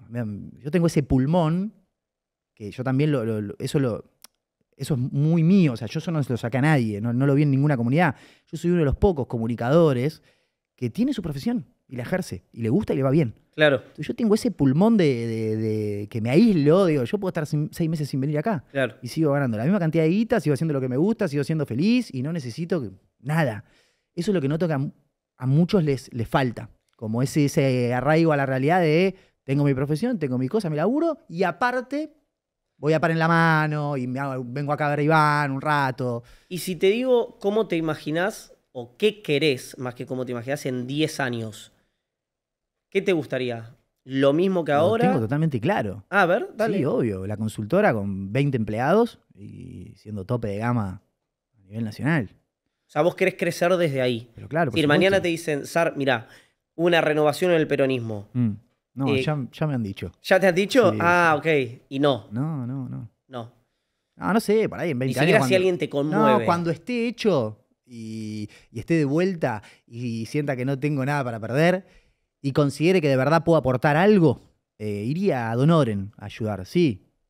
Pero no lo veo, hoy estoy en otro momento. La verdad es que me está yendo muy bien en lo profesional, soy feliz con lo que estoy haciendo. Vengo con una racha también de que todo lo que hago me sale bien, no va a ser siempre así, pero vengo muy bien, o sea, hoy tengo como puesto el líbido en eso. La verdad que a veces yo me dedico a las finanzas, ¿viste? Y la gente interpreta, bueno, este es un tipo que lo único que le importa es la plata. Literal, no hay nada que me importe menos que la plata. Entonces yo soy feliz con lo que hago. Lo noto, por ejemplo, no sé, con cosas como la elección de los sponsors. Nunca es un tema de plata. Siempre es un tema de que las empresas que yo quiero que estén... Por ejemplo, yo podría tener en el podcast empresas de casa de apuesta y de casinos virtuales y que ofrecen una cantidad de plata que... Sí, muy importante. Pero es una cosa que yo estoy en el mercado, o sea, sé lo que... y no lo hago. ¿Por qué? Porque no quiero, no me importa la plata. No quiero mostrarle eso a mi comunidad. Yo podría tener 8 sponsors en el podcast en vez de 4. Y no lo hago. ¿Por qué? Porque prefiero cuidar el producto. Ya 4 son bastantes audios, bastantes cortes. No puedo seguir sumando. Y bueno, son todas decisiones que yo tomo para estar bien, no para...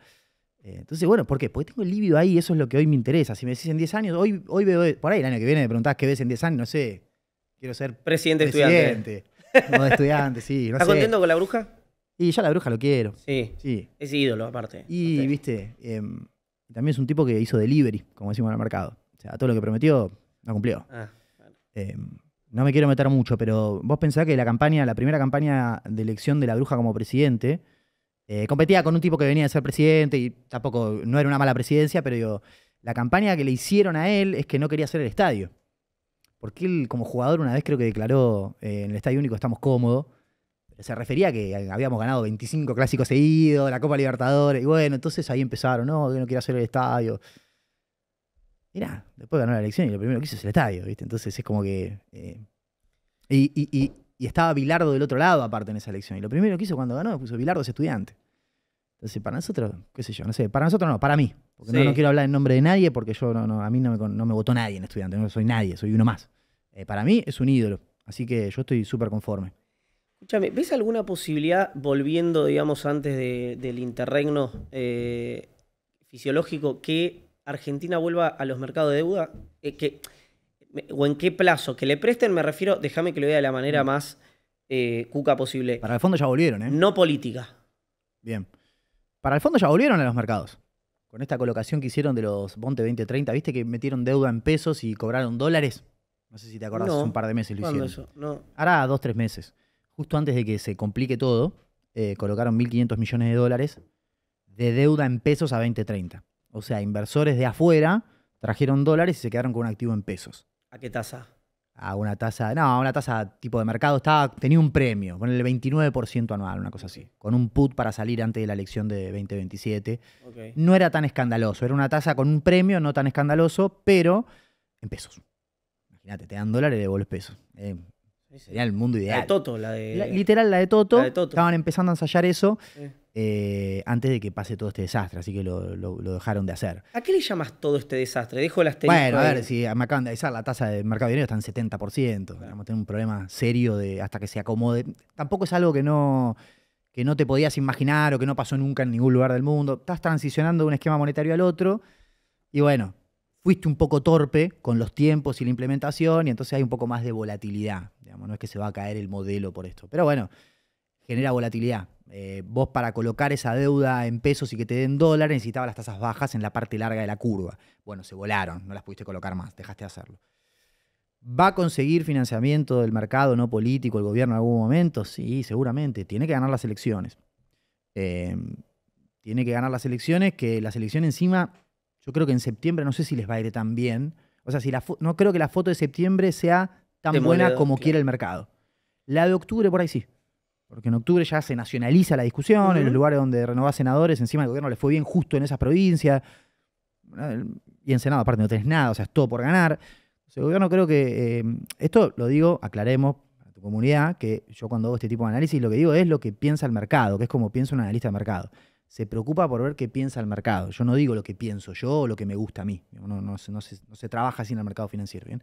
Se trata de saber acerca de cómo el mercado va a reaccionar. El mercado, como yo siempre digo, los mercados votan, pero no militan. ¿Votan qué significa? Les gusta Milei. Prefieren a Milei antes que a Cristina. ¿Bien? Entonces los regímenes de precio en el mercado van a cambiar radicalmente si está uno o está el otro. ¿Bien? Que no militan significa de que si a Milei la cosa se le descontrola, los primeros en sacar los pies del plato van a ser los muchachos. Te estoy llevando de un lado para otro a los tumbos, pero me interesa también desde el punto de vista más docente, más pedagógico. Viste que hay una postura muy instalada que es, ¿y a mí qué me importa el riesgo país? Sí. ¿No? Si vos tuvieras que explicarle a alguien que dice, che, no tengo prejuicio, me interesan las finanzas, no entiendo, te creo, me gustaría que me expliques por qué una tasa o la suba baja del riesgo país o lo que sea, me afecta en lo que se dice habitualmente, que es ¿qué? Mi vida cotidiana. Mi vida cotidiana. Bueno, hay un montón de mecanismos complejos, pero es bastante simple. O sea, el riesgo país es la sobretasa que te cobran para endeudarte como país. Estados Unidos paga 4,5, vos tenés riesgo país de 500 puntos, es que pagás 5 puntos más. Eso significa que endeudarte te sale más caro, le sale al gobierno más caro. Si le sale al gobierno más caro, le va a salir a los bancos más caros. Si le sale a los bancos más caros, le sale a las empresas más caras. Si le sale más caro a las empresas, cuando pagues el mínimo de la tarjeta te va a salir más caro. ¿Bien? Y cuando vayas a pedir un crédito para comprarte el autito, te va a salir más caro. ¿Bien? Si nosotros logramos de alguna manera comprimir ese riesgo, esa es una especie de techo que tienen todas las tasas. Si eso baja, arrastra todo para abajo. Y la capacidad de financiarse se hace más barata. Yo al que me dice el riesgo país no me afecta en mi vida cotidiana, le doy un poco la derecha. Y no, directamente y en el corto plazo, en tiempo real, por ahí no. Pero créeme que es más sano tener una economía con riesgo país bajo y un tesoro que tenga la capacidad de renovar los vencimientos de deuda que esto que tenemos. Igual es bastante simple. Esto, ¿cómo está? ¿Te parece que funcionó los últimos 10 años? Decís, no, bueno, No, claro. Nos vemos con riesgo país bajo. Seguramente sea un poco más ameno. Vos sabés que siempre lo razoné de esa manera, que es, che, poné que no entendés algo. Bueno, ¿funcionó o no? Cambiemos. Claro, aunque más no sea por una cuestión Bueno, que decir. Cambiemos. Sí. La vieron igual, ¿eh? Con algo Sí, que fue bien. sí. Está bien. Aunque más no sea por una cuestión de estadística. Che, así no funcionó, probemos con la otra opción. No, y después hay una cuestión, siguiendo con ese punto, que es, a mí me da risa, yo lo decía en joda en el podcast, los señores se reían, pero es verdad, ¿viste? Cambiemos, digamos. Bueno, cambiamos, esto no funcionó. ¿Qué intentamos hacer? Lo que no hizo nunca nadie, lo que nos trajo hasta acá, o lo que dice todo el mundo que hay que hacer y es lo que hicieron los países para triunfar. Y bueno, pasan estas cosas. Cuando fue que se anunció el régimen de flotación cambiaria, o esto de bandas y qué sé yo, una de las cosas que yo decía a modo de líder de la secta y para llevarle un mensaje de tranquilidad a mi público, que es literal los únicos que me importa que estén tranquilos, el resto que haga lo que quiera, yo lo que le decía es, mire muchachos y muchachas, acá hay algo simple. O sea, nosotros podemos hacer lo que ya sabemos que no funciona o intentar hacer lo que funcionó en todos los lugares del mundo. Yo me duele en el alma, pero les tengo que decir la verdad. Tal vez haciendo lo que hay que hacer, igual salga mal. Claro. Y es un riesgo que vamos a tener que correr. El punto es, yo prefiero que salga mal, habiendo intentado hacer lo que hay que hacer. Lo único que falta es que intentemos hacer lo que ya sabemos que fracasó y después nos quejemos porque sale mal. ¿Cuánto le prestás atención a los grises? ¿Qué quiero decir? Sí, bueno, había que ajustar. ¿no? Entonces, che, había que hacer un ajuste fiscal. Y entonces la respuesta inmediata de un tercero es, vos estás apoyando el recorte en discapacidad. Sí, che, pará, no, yo te estoy diciendo otra cosa, no estoy validando eso. Estoy diciendo... 100%. Bueno, ¿cómo te llevas con esa falta de pliegues? Para mí todo se resume en el contacto humano y en las formas. Si vos lo decís como lo acabas de decir, es muy probable que yo te dé una respuesta desagradable y te va a quedar muy mal. Claro. Si vos me venís a decir, Sar, escúchame, yo te entiendo lo del ajuste, y es verdad que en promedio se logró. Ahora, ¿no hubiese sido más sano hacer un ajuste de donde los residentes del Garra jamás hayan tenido alguna paritaria en este año y medio? Pero se cae de Maduro, que cuál va a ser la respuesta del Sar. Claro. Pero claro, más vale que sí. Obvio. El punto es que nunca logramos llegar a esos niveles de discusión. Y ese es el problema que nosotros tenemos. Por ejemplo, cuando fue el programa, la ley de reforma previsional del 2024, que era una ley diseñada para dañar al gobierno en el marco de la convergencia fiscal, no tenía ni fuente de financiamiento esa ley. Claro. Y yo dije, loco, esto es una irresponsabilidad. Acá no le estás queriendo mejorar la vida a nadie. Un año después, la oposición presenta un proyecto de recomposición de los ingresos de los haberes previsionales, que está muy bien hecho. Con fuente de financiamiento. Con fuente de financiamiento. Correcto. A mí no me gustan las fuentes de financiamiento. Me parece que es un error modificar las exenciones a las SGR, porque son las que ponen las garantías para que las pymes... Pero es una discusión súper sana. Por ahí nos podemos sentar a decir, bueno, no es eso, SAR, ¿de dónde la sacamos? Ahí están subiendo el nivel de la discusión. Ahí se subió el nivel. Por eso ahí tocó decir, no, ahora me parece un reclamo justo, porque yo había dicho, de hecho, el primer día, empecemos por el bono y después vemos, porque tenemos que hacer una ley de movilidad nueva para evitar los juicios aparte, que esto es algo que en algún momento me dijeron del liberal, SAR. Ojo, porque lo decreto está bueno, todo bien, pero aparte, después vamos a tener juicios por esto. Y es verdad, todo lo que podamos prolijar. Pero bueno, ahí se subió el nivel de la discusión. Pero de vuelta, tuvo que ver con los timings, con los tiempos, con las formas. La misma discusión un año después requiere de mí una respuesta distinta. Y yo en el medio no cambié nada. Lo único que digo es, ahora es otro momento. Ahora ya sí está consolidado el superávit fiscal. ¿Por qué no nos podemos dar una discusión de dónde ponemos y dónde sacamos? Con la obra pública lo mismo. Primer año el gobierno, el mayor componente de ajuste fiscal del primer año fue la obra pública. Le ganó a prestaciones sociales en los últimos meses, porque quedó planchada. Prestación, alguna recuperación tuvo. Y yo decía, ¿sabes qué? Está bien. El primer año está bien. Acá hay que evitar un colapso mayor. Si se tiene que hacer así, ahora. Incluso ese año te decía, el año que viene es una discusión que vamos a tener que tener. No podemos estar 2 años sin hacer ruta porque ningún país del mundo serio hace una cosa así. Hoy el gobierno, propone una forma de solucionar lo de las rutas. Hace esto de la obra privada, concesiona un montón de rutas. A mí no me gusta. Pero está bueno porque trajeron algo. Entonces lo podemos discutir. Esas cosas son las que elevan el nivel de la discusión y eso es lo que hacemos en el espacio nuestro con nuestra comunidad. No todo es tan preparada. Hay gente que tiene muy baja tolerancia a la frustración y le cambias una coma y se enoja. Bueno, pero yo no soy psicólogo social, o sea. No, y además me parece que hay una diferencia entre la reacción que puede tener un oyente o un ciudadano que consume como golondrina, si querés, y un dirigente político, ¿no? O un economista, ¿no? O alguien con algún tipo de responsabilidad. Porque parece que cuando uno hace un análisis, ese análisis se graba en piedra. Entonces vos decís, che, era lógico que había hacer una corrección de precios. Y entonces eso te ata para siempre a que vos querés que la gente no pueda pagar la energía. Entonces, al margen de eso, eso en algún momento, no te voy a mentir, en algún momento me irritaba, no me preocupaba, me enojaba, decía, che, loco, no podés no darte cuenta que yo lo que estoy diciendo es que no podemos consumir más energía que los países desarrollados, por lo menos en términos de orden hogareño. No, y los justos y solidarios estaban subsidiando piletas climatizadas en Nordelta. Entonces, ¿qué justicia es esa? Es una discusión, me parece razonable. De fondo, ¿sabés que hay un problema muy serio? Que es la inmadurez que tenemos. Porque para mí, de fondo, subyace la idea de que acá hay buenos y malos. Claro. Y esa es una idea que cuando uno madura tiene que abandonar.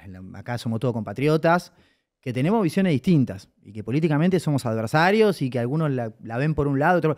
Todos creo que queremos más o menos lo mismo. Tenemos intereses distintos, puede ser, o experiencias distintas, sensibilidades distintas, pero acá nadie está haciendo algo porque sea malo. Y yo creo que buena parte de esas minorías intensas de los dos lados parten de ese diagnóstico de la pubertad. Hay buenos y hay malos. Nosotros somos los buenos y ellos los menos malos. Igual, ¿no? Lo único que falta es que vos seas el malo. Y bueno, cuando uno madura y crece se da cuenta que eso no es así, que las personas No Sí, somos buenos o malos, o sea, somos un es montón de cosas. más es policromática la cosa. 100%, y mucho más compleja. Escúchame, una vez hablaba no importa, con alguien que me decía que el voto a Milei en el 23 era irracional, ¿no? Por cómo era Milei. El Milei candidato no Sí. era el mismo Milei que Milei presidente, ¿no? Era alguien más reactivo de repente. Yo decía, mirá, a mí, que me gustan los países con pobreza e inflación baja, el voto irracional es el mío. Claro, sí, Que 100%. yo lo voté a Sergio en 100. el balotaje, lo voté las 3 veces, lo voté a Massa, que yo siempre creo que Massa evitó un quilombo, aún con las distorsiones que él generó para evitar ese quilombo mayor. Para mí la gestión económica de Massa es el meme del caballo.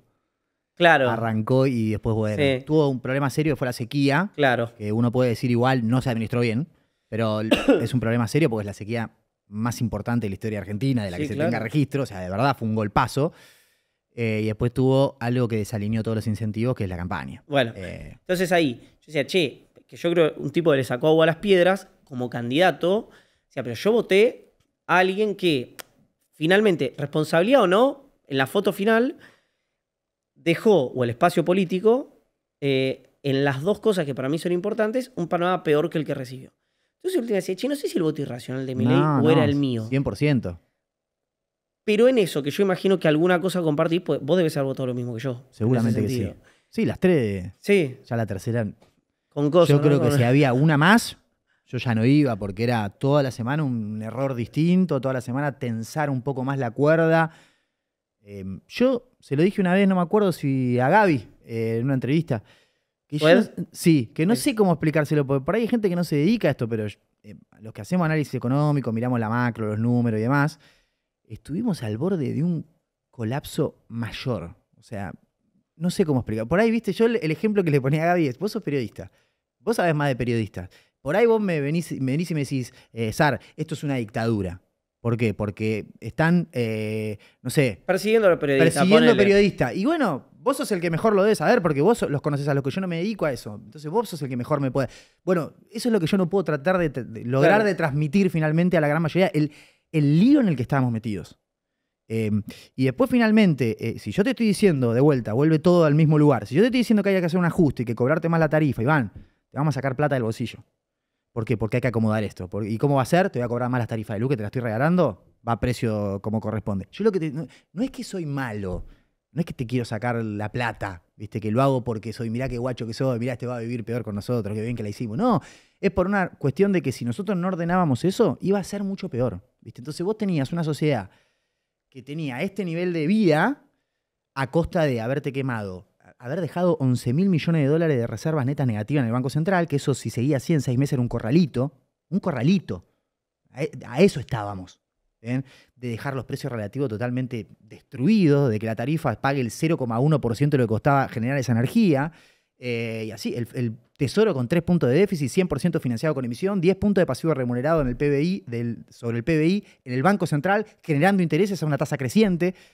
A donde mires hay un desastre. Entonces lo que se trataba es, si esto explota, el nivel de vida de la gente que está acá va a venir acá abajo. ¿Bien? Y van a sufrir un montón de personas, un montón, que se supone que son los que ustedes quieren cuidar. ¿Bien? El punto que es, hagamos un ajuste, bajemos todo hasta acá y que se estabilice acá y después rebotó, mejoramos algunos que se quedaron abajo, pero evitamos esto. El tema es que es un contrafáctico. ¿Cómo se lo explicas a la gente? Bueno, uno tiene que hacer su trabajo, que es ser lo más honesto que pueda y decir lo que piensa. Si después hay gente que igual no lo entiende o no lo quiere ver, bueno, es un problema esa gente. Los Bienvenido. ricos, sí. No los que ganan más de 3 millones de pesos. Te digo, los ricos en Argentina. Sí. El 0,1, el medio punto de la población. Está mejor. ¿Pagan muchos, pocos o está bien los impuestos que pagan? Están mal los impuestos que pagan, pero pagan poco. O sea, pagan...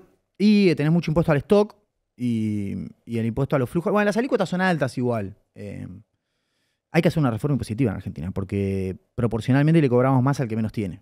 Claro. Impuestos como... De hecho, Milei, en el marco de la convergencia fiscal, hizo dos cosas que son súper progresistas. Que es, volvió a imponer el impuesto a los altos ingresos, que le digo así para que nadie se enoje, que es un dolor de pelota. Yo entiendo al que labura y le sacan toda esa guita, hay que ver por ahí las escalas, hay que ver las alícuotas, es verdad. Pero digo, ese es el impuesto más justo que podemos tener. que grabe un El flujo. conocido, déjame que lo diga yo, el conocido popular, el artista conocido como impuesto a las ganancias. Impuesto a las ganancias de la cuarta categoría De la de cuarta las categoría. personas. Sí. Milei restituye ese impuesto y a su vez duplica en términos reales la asignación universal y la tarjeta alimentar. Y en ley Se bases, disfrazó de general. y en ley bases propone un aumento de retenciones que le Aumento de rechaza retención. el peronismo de la zona núcleo. El peronismo rechaza todo, porque Sí. ahí también había otras cosas. Ese programa de ajuste que presenta Milei el día 1 era 60% de ajuste en el gasto, 40% de aumento de impuestos. Claro. Era mucho más armónico y solidario. Como se cayó eso, a romper, negro, los 5 puntos de ajuste, 100% por el lado del gasto. Después no lloren. Dijeron eso, hicieron eso. Pasa que nosotros no estamos acostumbrados a que un político te diga voy a hacer eso y lo haga. Pero bueno, en el marco de todo ese lío, hacer la estabilización así, el ajuste, que era una parte de la estabilización, de esa manera, y esos primeros meses fueron duros. Sí, claro. En ese contexto, la oposición te mete una fórmula jubilatoria nueva. Tuvieron 4 años compensando a los jubilados con bono, y cuando cambia el gobierno a los 3 meses tienen una fórmula jubilatoria nueva. Eso es injusto, no está bien, no sube el nivel de la discusión, nos pone en un lugar aún peor. El núcleo duro te lo va a festejar y va a estar bien. Y digamos, a mí la duda que me queda como una persona pensante es ¿hasta qué punto de verdad le querés pagar más a los jubilados?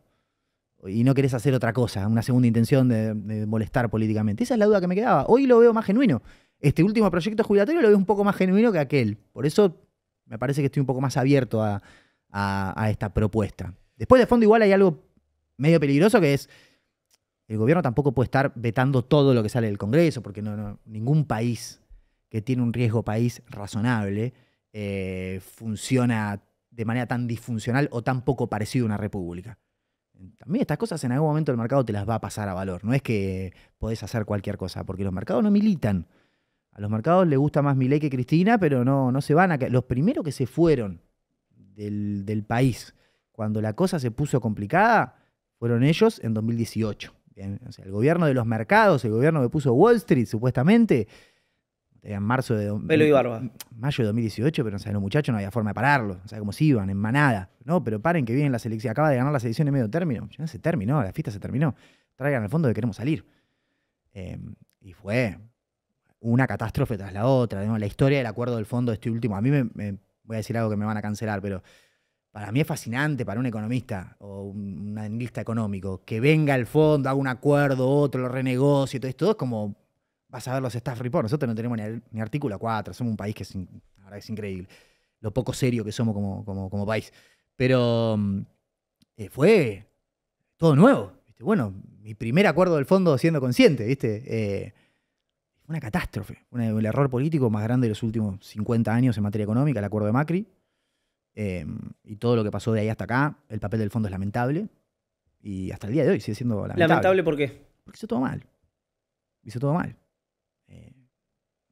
Armó mal los programas. Se comportó muy mal con los desembolsos. Premiando a uno, castigando al otro.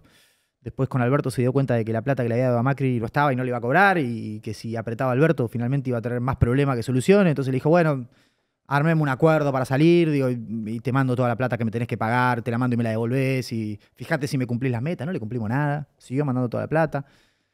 Y ahora Milei le pide 15.000 palos más y se los da también, que son 20 en total. Digo. Y ahora le manda la plata. Yo terminé de leer anteayer el Staff Report, el último. El Fondo Monetario no entiende el modelo económico, no entiende el esquema que armaron, no sabe a quién le prestó. Es medio técnico. Intenta ver. El fondo confunde al Banco Central con el Tesoro. No termina de entender quién le debe la plata y quién no. O sea, el fondo le prestó la plata al Tesoro para que el Tesoro haga una operación financiera con el Banco Central y cambie letras intransferibles por los dólares. Eso lo que quiere decir es que estamos recapitalizando al Banco Central y que esos dólares ahora son del Banco Central. Y el Banco Central no le debe nada al Fondo Monetario. Quien le debe al Fondo Monetario es el Tesoro.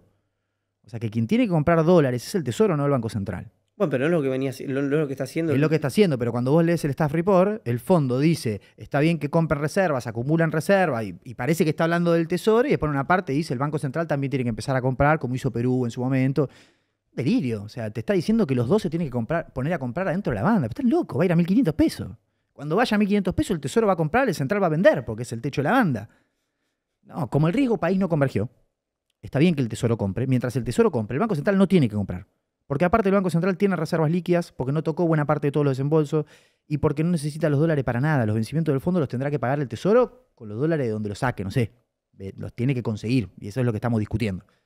Bien, vos no podés poner a los dos como compradores. De alguna manera el fondo como que lo que te dice en criollo es, le dio la plata al Tesoro, el Tesoro se la dio al Central, le devolvió las letras y el fondo te dice, bueno, la plata nuestra que tiene el Central... No, la plata tuya no está más, te la debe el Tesoro. Quien la debe pagar es el Tesoro. ¿Viste? De hecho, vos mirás el Staff Report y yo veo a muchos colegas que dicen el Banco Central tiene reservas netas negativas. Tiene reservas netas negativas. Porque restan la plata que mandó el fondo. Porque se supone que esa plata es del Banco Central. Hicimos toda esta broma de las letras intransferibles para romper esa relación endogámica entre el Tesoro y el Central. Lo único que falta es que me digan, no, bueno, es que hay que verlo consolidado. O sea...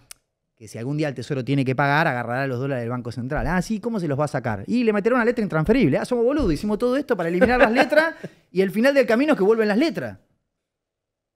Una confusión, yo no termino de entender, porque aparte esto, obviamente, dispara sugerencias de política económica. El último Staff Report, yo creo que Wall Street ni lo miran, porque si lo lees, es desconcertante. Es desconcertante porque los tipos no entienden cómo funciona este esquema, no entienden para qué le dieron la plata al gobierno y a quién se la dieron.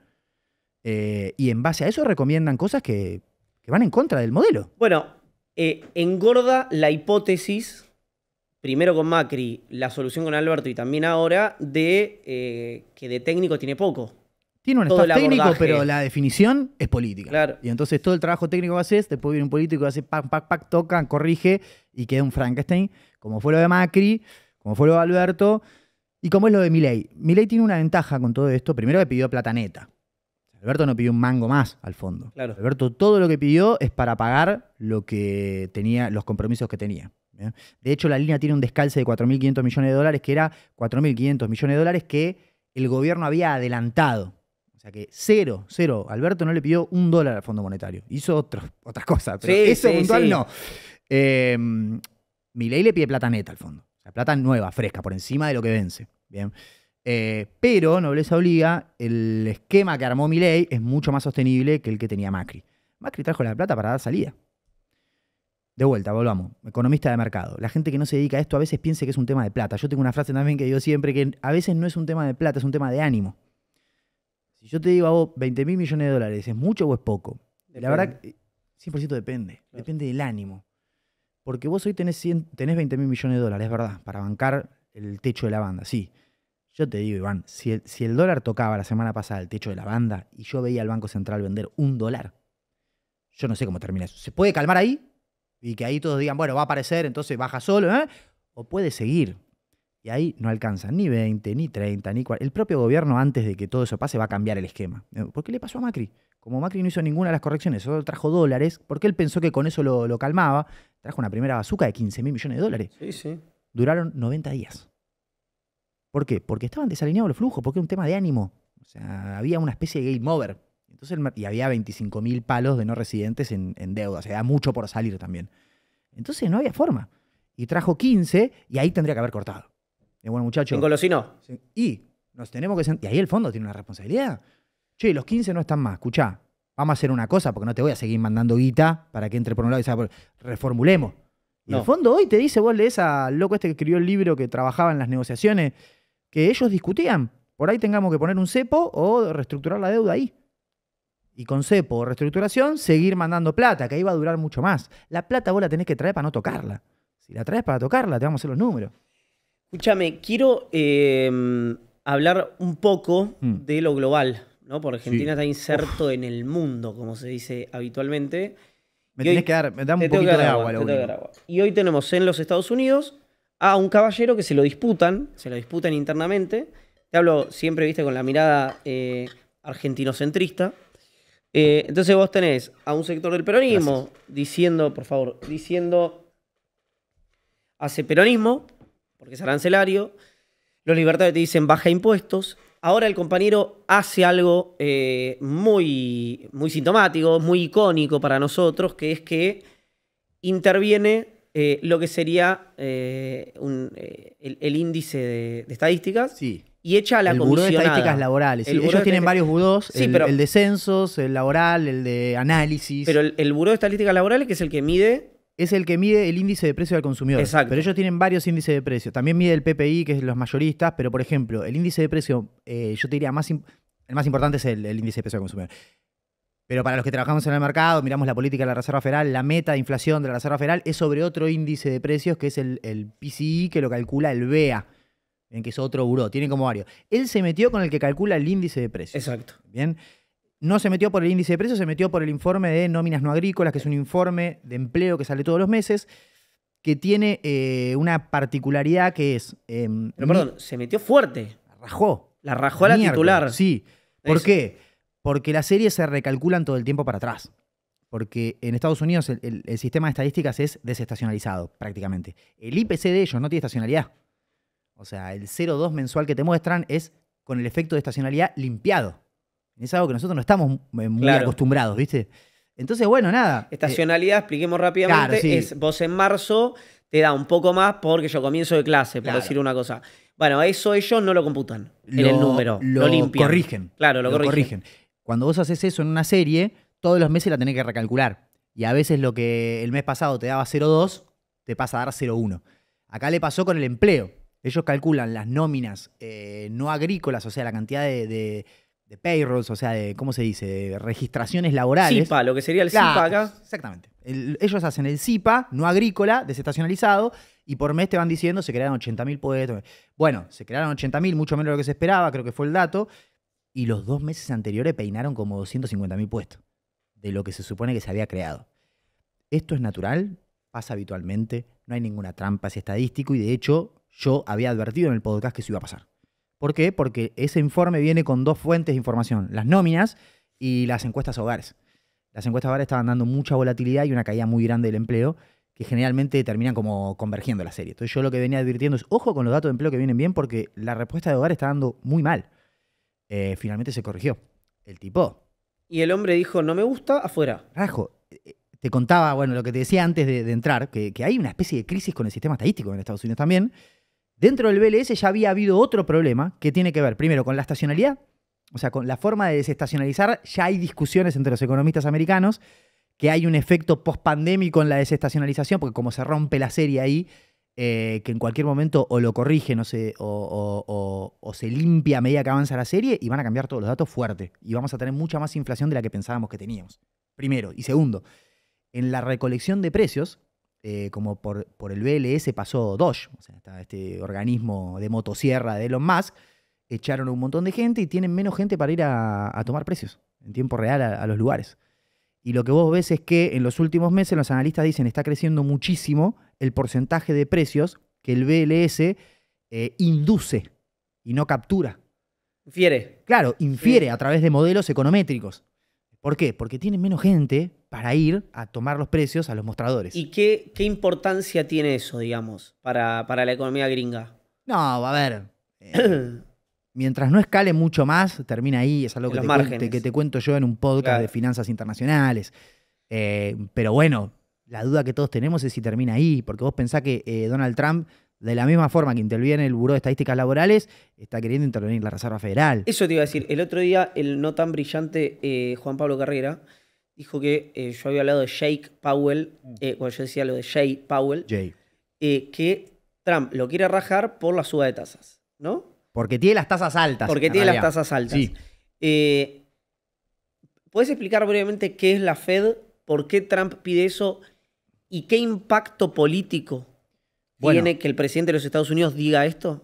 La Fed es el Banco Central de Estados Unidos. Exacto. No tiene mucho misterio. Es básicamente ellos tienen un sistema federal de bancos que está nucleado en una casa central que es en Washington, pero después tienen distintas sedes. San Francisco, Minneapolis, Nueva York. Nueva York es el más importante, es el que conduce todas las operaciones de política monetaria. O sea, cuando la Reserva Federal tiene que comprar o vender algo, lo hace Nueva York. Pero digo, tienen como ese conglomerado de bancos que se juntan en Washington cada 2 meses y toman una decisión de qué hacen con su tasa de interés de referencia. Bien, como si fuese la tasa las LEFI. Independiente, ¿no? De manera independiente. De verdad. Supuestamente, sí. De verdad son independientes, Pero pero... decir, no tienen un grupo de WhatsApp cuando tienen Milei, Toto y Bausili. A eso me refiero. Lo deben tener igual. ¿Sí? Sí, el presidente de la Reserva Federal almuerza con el secretario del Tesoro creo que una vez por semana igual. Eso es formal. Sí, no, pero quiero decir... Para coordinar la política monetaria y fiscal. Vos decís que hay una...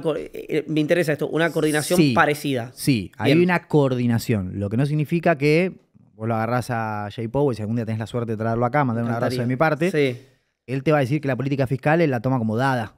Es una variable exógena en su modelo. Él no toca. Pero obviamente tratan de coordinar de alguna manera. Bien. De hecho, lo de los desayunos es formal. O sea, una vez por semana se juntan para... Exactamente, institucional. Entonces, la Reserva Federal fija su tasa de interés. La Reserva Federal tiene un mandato en Estados Unidos dual. O sea, tiene dos objetivos. No tiene lo que llamamos una meta de inflación como régimen de política monetaria. ¿Bien? Un régimen de inflation targeting, como se dice, de metas de inflación, es un régimen donde el Banco Central tiene una sola función que es lograr una inflación determinada en un periodo determinado. ¿Bien? 2% en el largo plazo. Listo. Esa es una meta de inflación. El Banco Central de Estados Unidos, la Reserva Federal, tiene lo que llama un mandato dual, porque tiene una meta de inflación que es del 2% sobre el PCE, no sobre el del BEA, sobre el del BLS, el otro, el que te decía. Índices. Sobre el índice 2% anual, esa es la inflación que tenemos que tener, pero también tenemos que tener pleno empleo. O sea, tenemos que cumplir las dos cosas. Por eso se llama mandato dual. En su carta orgánica, el Congreso le pone, el Senado le dice a la Reserva Federal, vos tenés que tener estos dos objetivos. Bien, hay bancos centrales que son mucho más duros. Banco de Reserva de Nueva Zelanda, por ejemplo, meta de inflación, que es un corredor, pero te da promedio 2%. Si no cumplen la meta, van al Congreso y los rajan. Bien, es un banco central históricamente asociado con un banco central muy hawkish. Mucha rendición de cuentas, ¿no? Sí. La Reserva Federal es un poco más soft, pero tiene esos dos mandatos. Entonces la Reserva Federal va en el corto plazo administrando, porque tener más inflación de alguna manera es consistente con menos desempleo. Entonces como que tiene un trade-off de corto plazo que tiene que ir a administrar. En concreto tiene que tener 2% de inflación más o menos y 4% de desempleo más o menos. Bien. Entonces va jugando con eso. ¿Qué es lo que sucede hoy? Está cerca de esos parámetros, pero tiene la inflación por arriba de su meta. Entonces, por eso hace una política monetaria, llamémosla restrictiva. Deja la tasa de interés bastante más arriba de lo que tendría que estar para que la economía se afloje un poquito, se destense. Trump lo que le dice es, estás rompiendo la economía con esa tasa de interés, tenés que bajarla más rápido, porque aparte la inflación ya está bajando y el efecto de las tarifas en la inflación no existe, no va a pasar nada. ¿Bien? Entonces, bueno, están en esa discusión. Trump lo que dice, en realidad la Reserva Federal lo que contesta es, hoy no estamos viendo efecto de las tarifas, pero yo no tengo duda que en unos meses puede aparecer. Y como la política monetaria funciona con lag, es decir, lo que yo hago hoy tiene impacto entre 12 y 18 meses después, si yo hoy bajo la tasa y 6 meses después me entero que la inflación subió, estamos tarde, negro. Cometimos un doble error. Bien. Entonces, bueno, esa es la discusión que tienen. ¿Qué hay de fondo? De fondo hay una discusión muchísimo más profunda que tiene hasta cuestiones geopolíticas adentro. Trump necesita... uno puede interpretar a Trump como un actor que viene a patear el tablero como cada tanto hace Estados Unidos. En Estados Unidos, por lo menos en 2 ocasiones muy claras pateó el tablero. De Bretton Woods para acá, armó un orden mundial que domina, que conduce con sus instituciones, sus reglas, sus equilibrios, y cada tanto ese propio sistema lo pone en una situación incómoda. Agosto del 71, déficit muy grande, guerra de Vietnam, no iba más la de la conversión $35 cada onza de oro. ¿Qué hace Nixon? Rompe el patrón oro. ¿Bien? ¿Qué hace? Resetea el sistema. Vuelve a acomodar todo, hasta con un dólar más barato. Estados Unidos tiene otra dinámica, ahora ya no está atado al oro y entonces entra otra etapa. Eso entras en una década de esta inflación, con mucha inflación, la economía que no crecía, traen a Volcker al Banco Central, sube, en realidad hace un control de agregados muy estricto, se vuelan las tasas, se fortalece mucho el dólar. Solucionan lo de la inflación, pero el dólar quedó muy caro, de vuelta, parecido a como estaba con Nixon. ¿Qué hace Estados Unidos? Patea el tablero. ¿Cómo lo hace? En el 85 lo llaman a todos al Hotel Plaza y hacen el Plaza Accord. Con Japón, Alemania, Francia y muchachos, el dólar está muy caro, necesito que se deprecie. Así que todos ustedes van a volver a sus países y van a hacer política monetaria para depreciar el dólar, porque yo con este dólar a este nivel no puedo producir nada. Y eso a mí no me sirve. ¿Bien? Trump asume con un dólar del nivel de Nixon y del nivel del Plaza Accord, del 85. Entonces lo que muchos pensamos es que lo que quiere hacer es algo parecido a lo que hicieron Nixon y a mediados de los 80. ¿Pero no se está debilitando hoy el dólar? Es que justamente eso es lo que quiere. Ah, por eso es una consecuencia buscada. Claro, o sea, cuando Nixon rompe el patrón oro, el dólar se deprecia brutalmente. Claro. El Plaza Accord era para depreciar el dólar. Sí, perfecto. ¿Bien? Ahora lo que está intentando hacer él es eso. Y entonces él, digamos, bueno, ¿cómo hago que el dólar se deprecie? Porque de hecho en el mercado financiero global, los últimos 10 años, la economía más productiva de todas, la que está liderando el proceso de revolución de la inteligencia artificial, es Estados Unidos. Y cuando una economía crece, ¿qué aprendimos en la primera parte de esta entrevista? Cuando una economía crece y anda bien, se aprecia. Entonces, la economía americana ha sido como una excepción la última década. Ha sido la economía que mejor performó de buena parte de todo el mundo. ¿Bien? Entonces, el mundo está muy comprado en activos americanos. Eso es lo que llaman la excepción americana. Es como, viste, venía siendo todos los años la economía que mejor andaba. Entonces, nada, eso generó que el dólar esté muy apreciado. Trump quiere volver para atrás con eso. ¿Cómo haces para que el dólar se deprecie? Bueno, tenés un montón de formas, todas son medias desagradables. Una es haciendo que la gente sienta que el dólar no es más refugio de valor. Bueno, ¿qué podemos hacer? Bueno, intervengo la Reserva Federal. Te imaginarás, los mercados internacionales viendo que un presidente se mete con la independencia de un banco central, ¿qué hacen? Te tiran los dólares por la cabeza, no quieren saber nada. Agarro y le incauto toda la tenencia de dólares a Rusia por lo de la guerra. Che, pero no podés hacer eso. A todos los jerarcas rusos que encuentre por el mundo que tengan dólares, le incauto los dólares. No, pero no podés, estás rompiendo las condiciones de juego.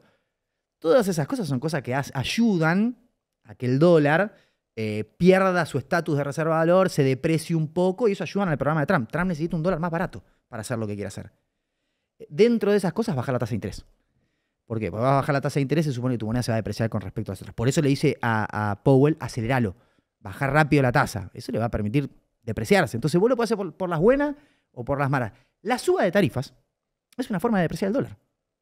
¿Bien? Es una forma de hacerle que tus productores tengan más competitividad. Porque le pones un paraguas de competitividad, ¿bien? Que son las tarifas. Y bueno, el tipo está haciendo eso. Y vos con esto, el tema arancelario y tal, ¿ves un resurgir de cierto... de mínima, lo voy a decir de una manera más elegante, de más heterogeneidad en la idea de la política económica, un poquito de protección, un poquito de apertura, una cosa la vas ecualizando? ¿Ves que no, que hay un cambio brutal en las grandes potencias hacia ahí?